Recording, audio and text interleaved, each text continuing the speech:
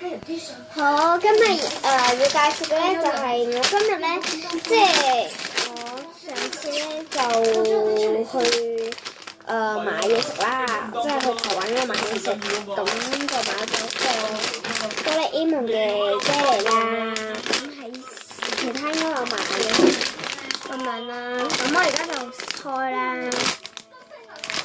你就亂講，我連住你個嘴啦！連住你個嘴啦！你而家仲幫咗事，我上次就壞唔到你個我而家開啦，跟住我就倒晒出嚟啦。我都唔知裏面有咩公仔，冇啦。咁有小夫啦，小夫，我有辦法可以救過人上。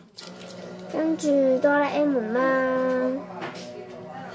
可能有啲蒙啊，唔好意思。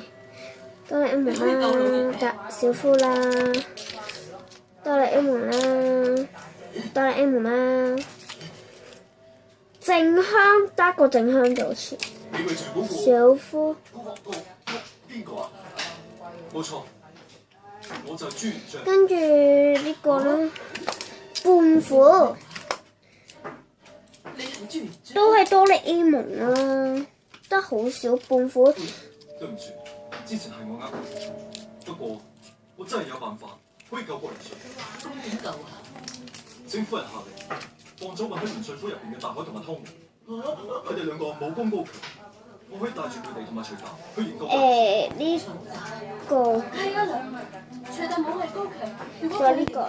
拍得一定。真係慘啊！大紅咗、靜香咗、胖虎得一個啫。我而家就試下哆啦 A 夢先啦。冇錯啦，阿娘，我話你知啦，呢個國章啊唔係朱元璋講嘅嘢，千祈唔好信啊！話唔埋，我就為咗放走佢啲朋友啫。而且朱元璋一直喺度呃我哋，上次用逃婚添啊！鬼知佢今次係咪好似上次咁樣呃我哋啊？咁咪係咯，阿娘啊，佢講嘅嘢我哋千祈唔好信啊！我哋唔可以放走佢哋噶。你哋兩個而家係咩時候啊？你仲喺度搗亂嘅？都幾好食。夫人，咁你哋就去試下買啦。好啦，拜拜。